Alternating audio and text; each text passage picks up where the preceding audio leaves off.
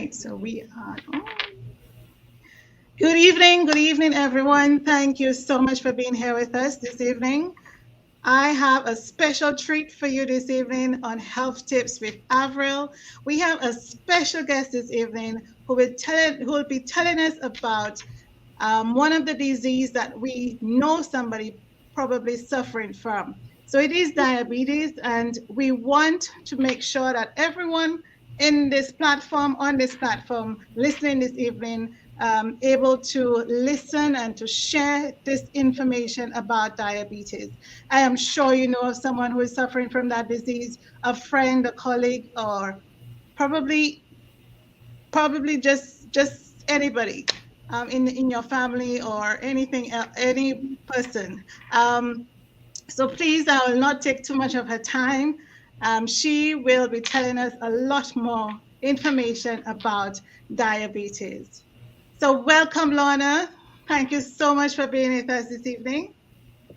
Thank you. I'm going to give you a little bit of information about me.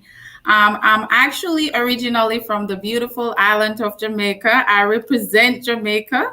I want to tell you where my fundamental is like actually from Yorktown Primary.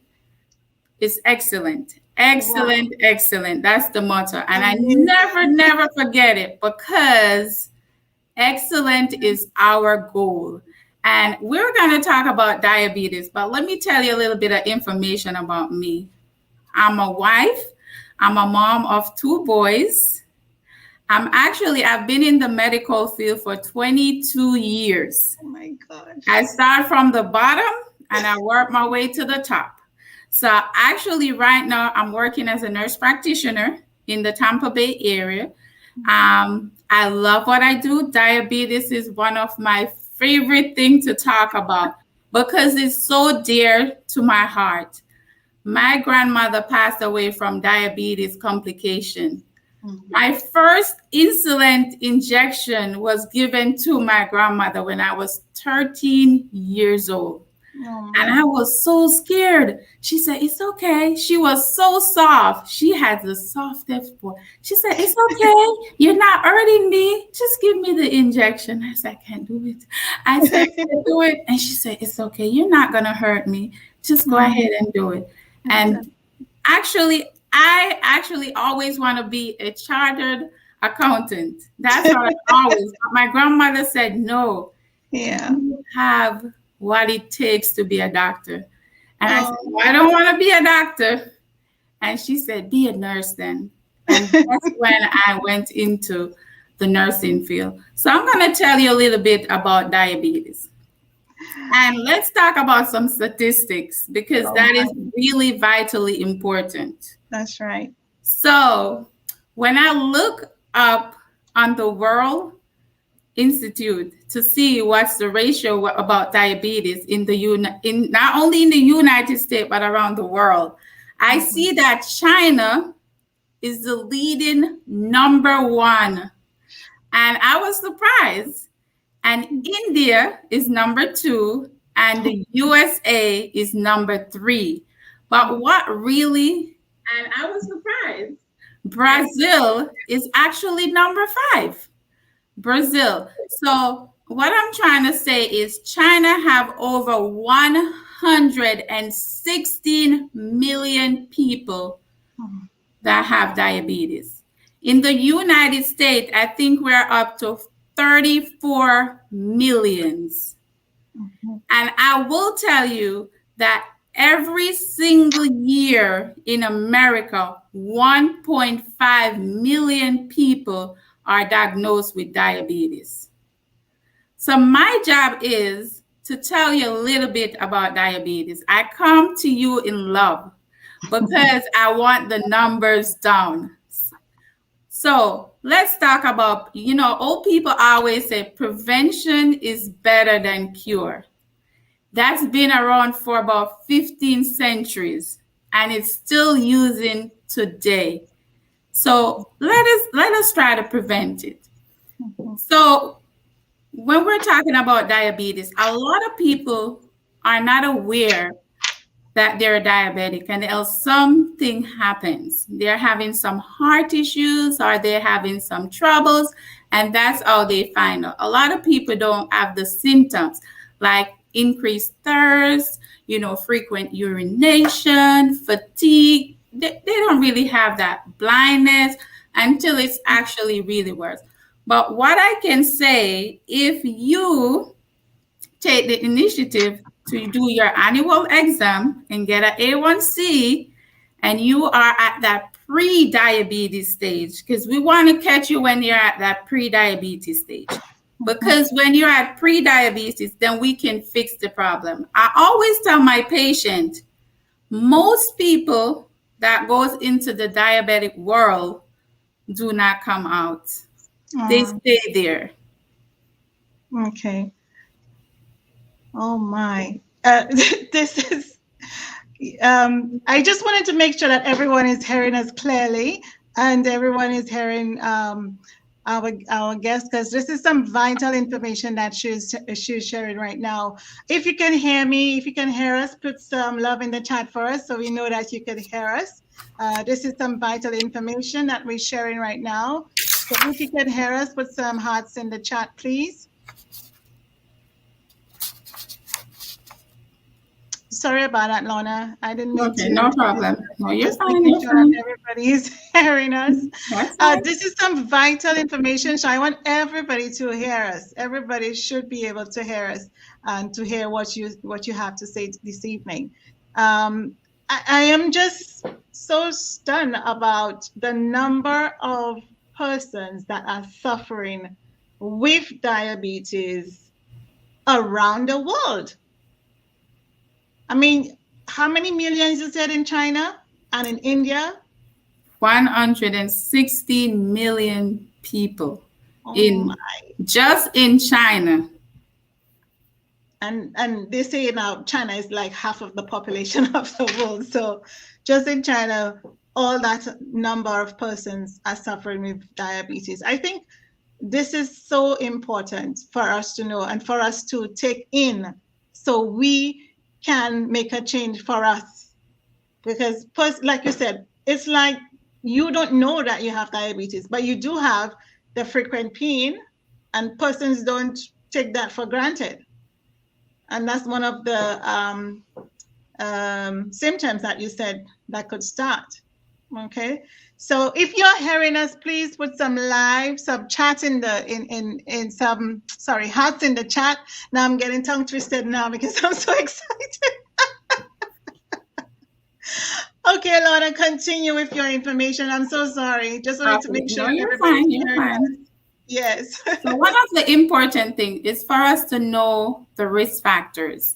Because if you know your risk factors, then you can actually control or prevent from getting into that stage. So know your risk factors. And I always say know your risk factor, because guess what? Everyone risk factors are different. Okay? So some of the risk factors, so you want to look at the broad umbrella, and then you want to narrow it down to you, because this is personal.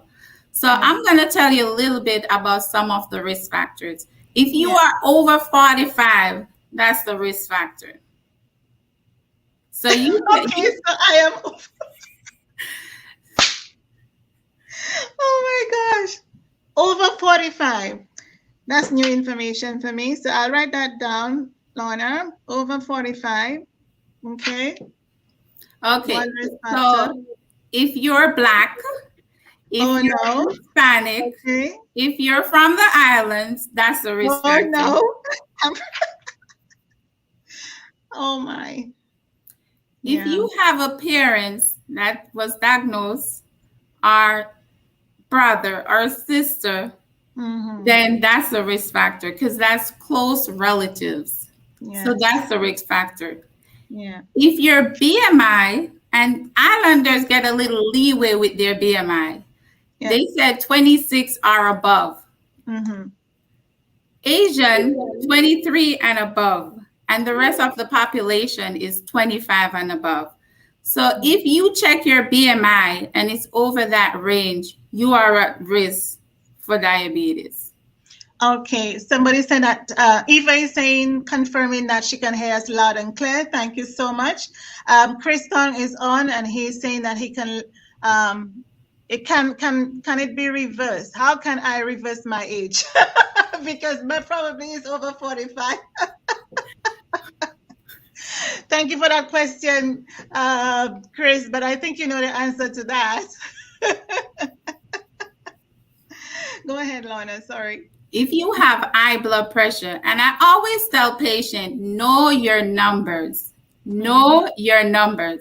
So you want to know what your A1C, you want to know what your blood pressure, and you also want to know what your cholesterol, your total cholesterol and your LDL. So know your numbers. All right. So break it down for us for in layman terms, because some of us don't know what our A1C is, what our BMI is, and all the other terms that you use there. So can you break it down for us, please? So it's your blood pressure according to the Heart Association. Yeah. They like your blood pressure to be below 140s. They're working on getting it into 120s to 140s, going to be pre-hypertension. But we haven't get that here. So it's time for you to work on your numbers. So if your bottom number, which is the diastolic, is less than 90, you're pretty safe. But if you're in the 80 to 90, you're too close. So you need to work on that. And a lot of us have a large intake of salt. So that's one of the way we can decrease our numbers. All right. So I think Chris was asking how well define the acronyms. So far we've done numbers. Defined it. So sorry about that. I think Chris was asking. Go ahead. Sorry about that. Oh, that's okay. So I just talked about the blood pressure. So I'm going to talk about the total cholesterol. So your total cholesterol need to be below 200. And your LDL need to be below 100. So if you know your numbers, then it kind of gives you an idea what you need to work on. Yes. So you say for us, we must know our numbers, correct? It's important for you to know your numbers because then you have a goal and then you can work on something. If you don't know your numbers, you have no clue. And the BMI is your body mass index. And that's your weight and your height. So if you don't know how to calculate it, you can Google it and you can put in your weight and your height. And then you'll know where you fall in the bracket. All right. So I'm hoping that Chris is taking notes because he asked for all the acronyms, explanation of all the acronyms. So Chris, if you are hearing us loud and clear, put some hearts in the chat for us and know what your BMI is. So your BMI is your weight over your height, correct? Correct, Lorna? Yes. So you can just Google it and put it in and it'll do the calculation for him. All right. Thank you so much. So I always tell patients, you can change a lot of the stuff that you do, but it's up to you. If you are a pre-diabetes and you realize that your A1C, and I'm going to define the level. If your A1C is over 7.5, you need to really adjust, take your medicine, adjust your diet, and exercise. Because your A1C, you're climbing to 8, and you don't want to be on insulin because by that time you're already on oral medication. So you want to keep your BMI below 5.7. That's a normal range. If you're pre-diabetes, then your A1C is going to be between 5.7 and 6.4. Above 6.5, we're trying to put you on oral medication or we do lifestyle modification. What does that mean? That means you're going to adjust your diet and you're going to exercise. According to guidelines, you get 90 days. And I think 90 days is pretty reasonable for you to make the adjustment. After the 90 days, if you present yourself with some improvement, we might give you some leeway. If there's no improvement, then we need to put you on something, because diabetes affect all your organs, even your skin, Oh my. every single organ. So you want to make sure that your number is controlled. Awesome. So these are a lot of information there. So your A1C, your BMI, like you say, know our numbers. And what's the other acronym that you use? Your blood pressure, BP? Blood pressure, Right? So all of these numbers, your cholesterol. And cholesterol, we have to take into consideration what the numbers are. And if those numbers are not cordial, if they're not able to, for example, our BMI, the height and weight, if we are not in coordination with our height and weight, what it's supposed to be. For example, somebody like me, I'm weighing 175 pounds and I'm 5'3". So that means I'm at risk because my BMI is high, correct? Correct. Okay. All right. Thank you so much for clarifying that. Okay, good. So a lot of times, because we're getting really close to Christmas and all these holidays that people are eating in excess. And they said, you know what? I'm going to wait until I eat this food. And no, the time is now. Make the necessary adjustment now. Yeah. I've always said, if you're going to start exercise or do anything, do it now. Don't put it off for later. Don't put it off for later. So one of the things, because prevention is always better than cure. So I always tell people, try to prevent it. Don't get to it. Try to prevent it.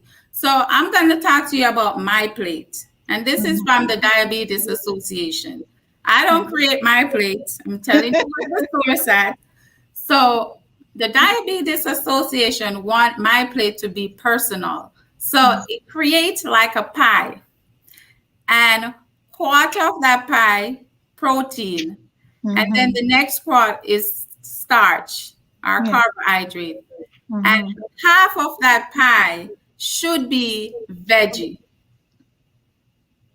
So when you look at your plate, it needs to look like that. Quarter, and veggie for half.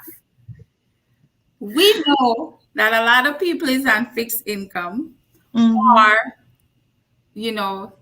whatever their circumstances.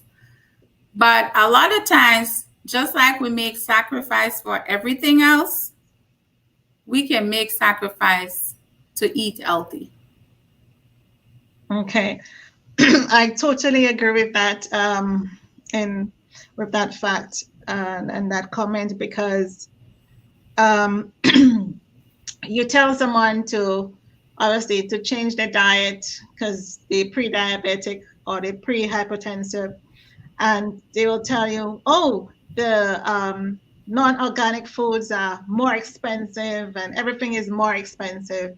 But in the long run, we don't see what is going to happen to us in the long run eating KFC every day or Burger King every day.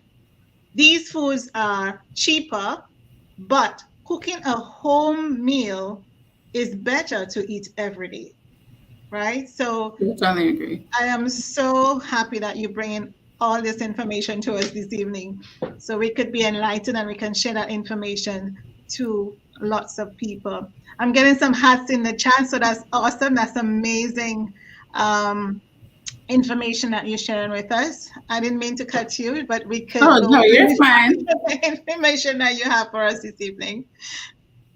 So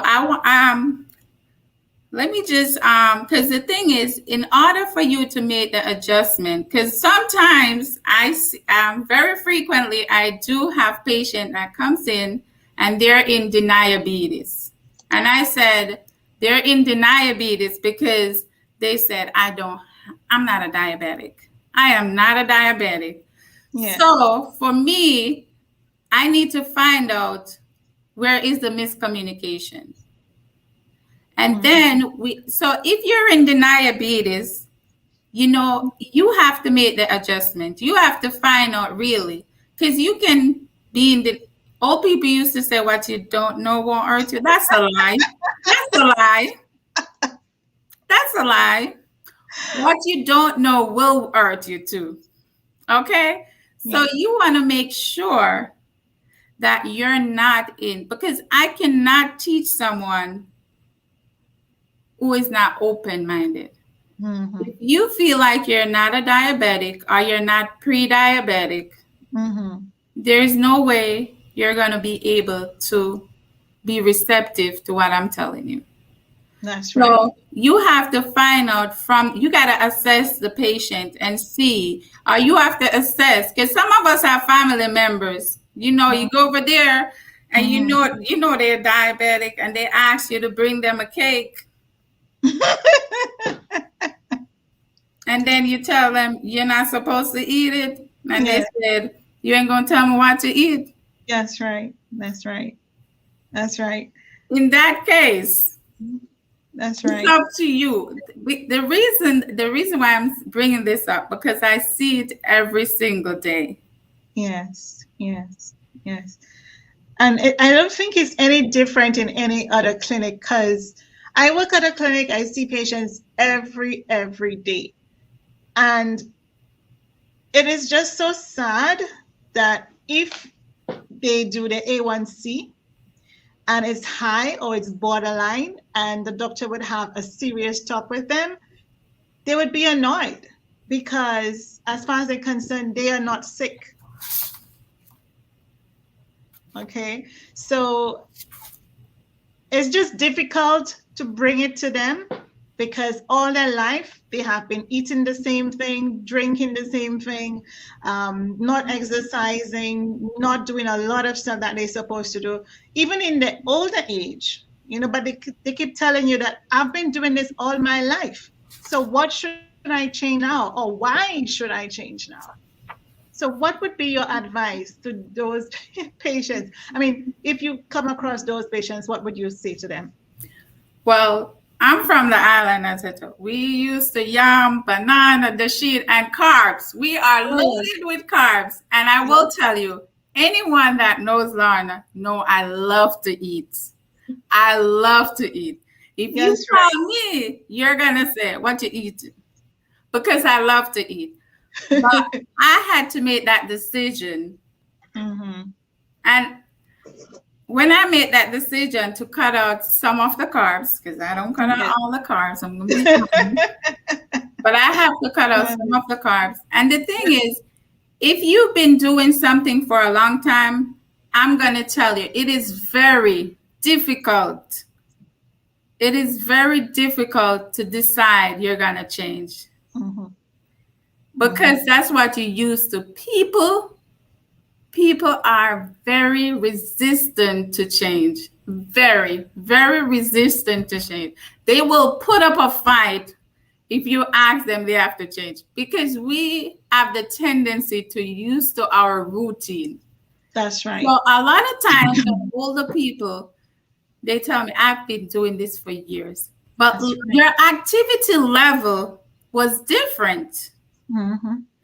I will tell you that your activity level when you was 20 is not the same when you're over 40. That is so true. That is so true. Your body is not the same. You can put on makeup, you can do this, you can exercise, you can do all these stuff. Yes. But I will tell you, this machine is going to have some wear and tear. Yes. Yes. Yes. So your activity level is different, but your diet is the same. If you're doing the same thing day after day after day and expect a different result, it's not going to happen. You're going to get the same result until you make up your mind that you're going to change, then you are going to get a different result. Okay. So in other words, to get results, we need to change our mindset. Exactly. Okay. So let's go back to the plate that you discussed earlier. So the plate is quarter. Is it Protein. protein? Yeah, quarter protein and quarter carbohydrates. Yes. And then half of it's supposed to be vegetables. Am I correct? That's correct. That's Oh my correct. God, I'm a good student. Okay, so let's go back to that plate and explain it to some. I think some persons really need to hear about that plate because, like you said, coming from the islands, we love to eat. We would have our dash and our yam, potatoes, whatever on our plate, even rice. And we go to parties sometimes, and our plate is as tall as this.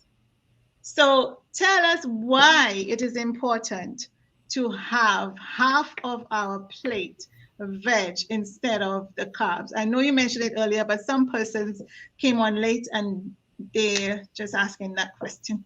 Okay, good, good. So if you eat carbs, carbs turn into sugar. Because Mhm. remember, your carbs is going to turn into glucose. Mhm. So if the glucose is in excess and your body is not producing enough insulin, Mhm. then that glucose, it stays in your bloodstream and it doesn't go into your cell. Your cell need the glucose because your cell need energy so that it can work. So if you're eating all these excessive carbs and it's turning into glucose, you're doing yourself an injustice. That's Mhm. bad business. Yes, yes. Amazing. I am so grateful for that information because I know persons would go to the health centers because in the communities we have health centers, we have community health centers as well. And you would find persons who come to the walk-in clinic every day and you try and explain this to them, they don't understand, especially like you said earlier, if they are stuck in their old ways and if they don't have that mindset to know that the 18-year-old and the 83-year-old cannot do the same because the body has changed to that effect. I mean, at 18, you were running, jumping, doing all kind of stuff, probably even hiking and doing all other activities. And at 83, you're probably walking with a cane. You probably don't have steps to go up because you cannot do it. And your body is not as active as it used to be. So I'm happy that you're bringing that information about the plate and the amount of proteins and veg and carbs we're supposed to have on our plate. Thank you for sharing that information, You're Lorna. welcome. And then your metabolism slow down. Yes, Your yes. metabolism slow down. So if you're having a mountain that you can see over, you need to assess your plate. Mhm. You need to assess your plate because you don't need all that food. I'm just gonna be honest. You do not need all that food. Yeah, You know, yeah. sometimes we go places and we say, man, we gotta eat this, we gotta eat this. And our eyes is A bigger than bigger. our belly. Exactly. And then we can't even eat off half of what we put in our plate That's right. because we're so full. That's right. I am so happy for this information, and I'm sure our audience are happy. Guys, if you are happy with the information that we're sharing right now, put some love in the chat for Miss Lorna, so she know that you are taking her information to heart, and you can share it with someone. If you have any questions, any comments, put it in the chat and we will answer them accordingly. So, Lorna, um, any other information that you want to share with us on diabetes? What's about pre-diabetes? Sorry, not pre-diabetes, but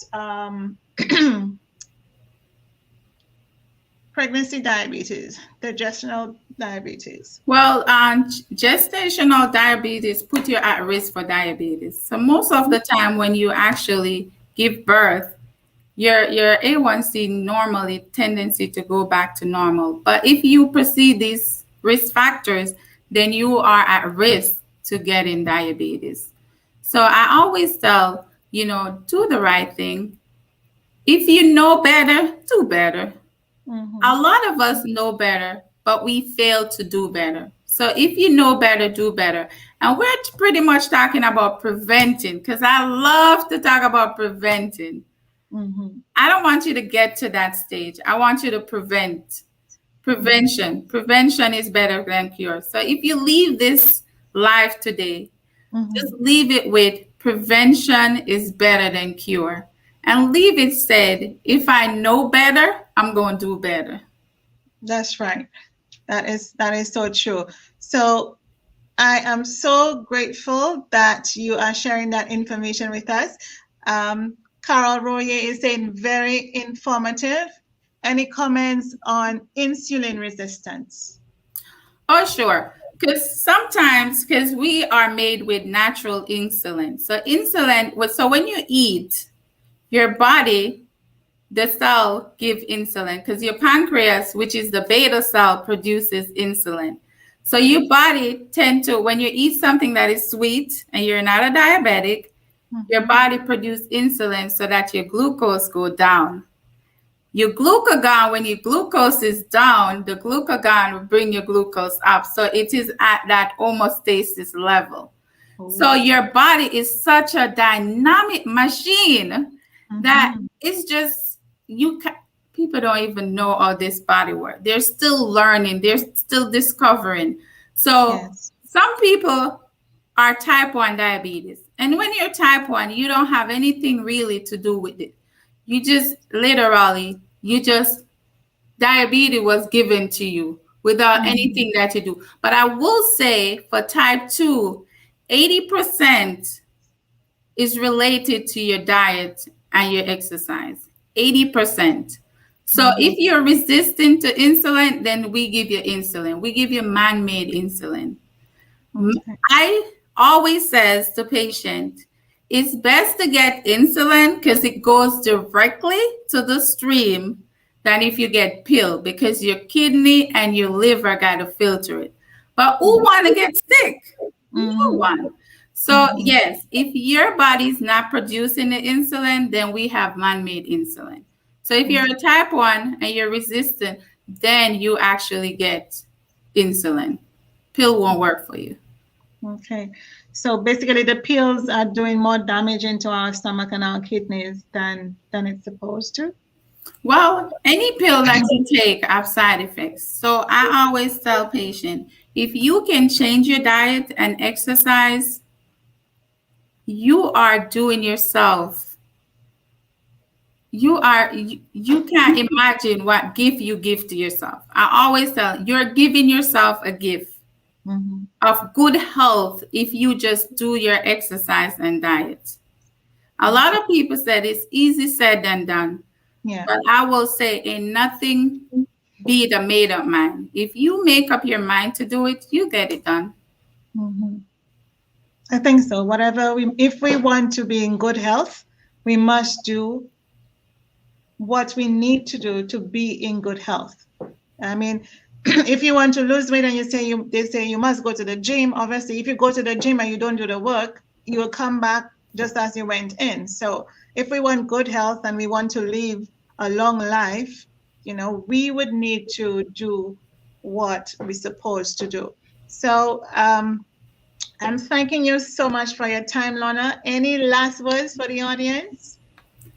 Well, I will say the last word I would say is time. The time is now. The time is now. The time is now. There's no better time than now. Okay. There's no better time than now. So I will say, if you're going to get it done now. Make the change.